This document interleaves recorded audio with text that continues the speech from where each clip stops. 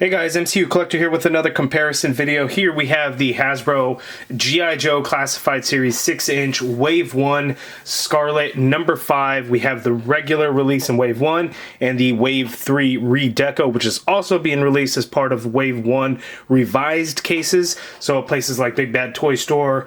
I think Entertainment Earth actually listed the Scarlett figure today, I think. So if they did, I'll have a link in the video description below. But Scarlett, out of the three between Roadblock, Duke, and Scarlett, she is the one with the most amount of changes to her. And yes, it is still less paint apps, but I think she is actually probably the one that, because of the biggest change, ends up being the best of the Redecos, in my opinion. So let's get them out of the package and take a look at the changes that are made. And luckily, it's only on the figures on this one, so the weapons did not change at all, no paint differences, because there was no paint to any of her weapons prior to anyway. They were all just a dark gray or black plastic. So only in the figure is there any changes. So let's take out both figures and take a look.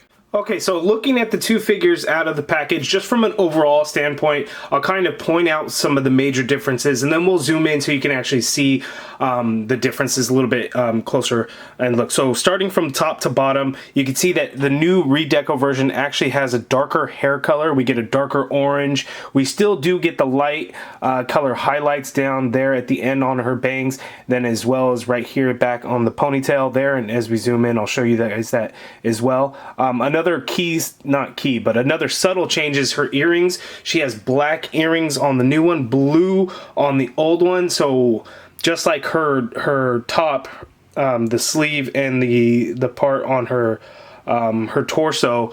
And then I guess on the left as well, it looks a little bit darker now that I'm looking at it. But the blue shirt that she's wearing here is now a black shirt on the Redeco. So just like the earring going from blue to black, her shirt is gone from blue to black. Her skin tone is actually a little bit darker. She is super pale on the original version, so we get a much darker look there. And then with that, eyebrows are a little bit darker. Her lips have a different color to them. So everything, as far as face paint and everything on her head, is completely changed. Same sculpt, of course. Nothing has changed on the sculpt with any of these Redecos, but all the colors have changed. Now, any of the gold that is on this figure is no longer gold, but those gold spots are now a brownish color, I guess you could say.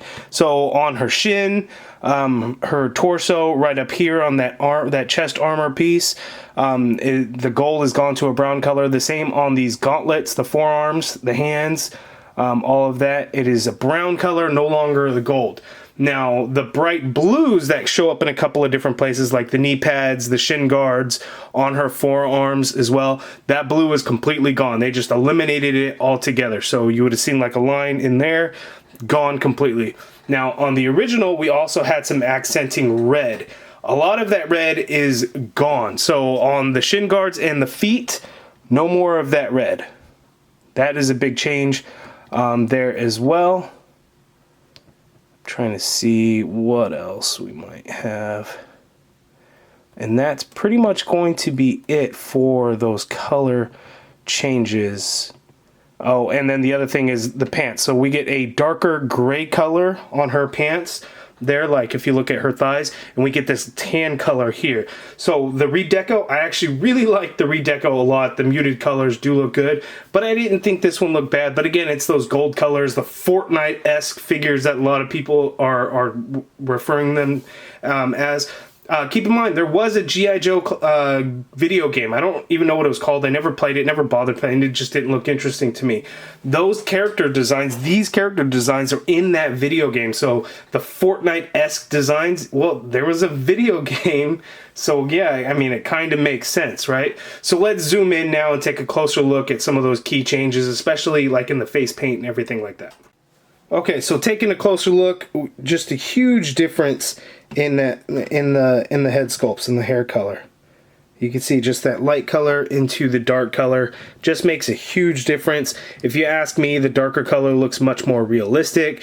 The face, you know, the darker skin tone looks a little bit more realistic and alive, unlike the super pale that she has there. One thing though is that you cannot really see the freckles that are on this one.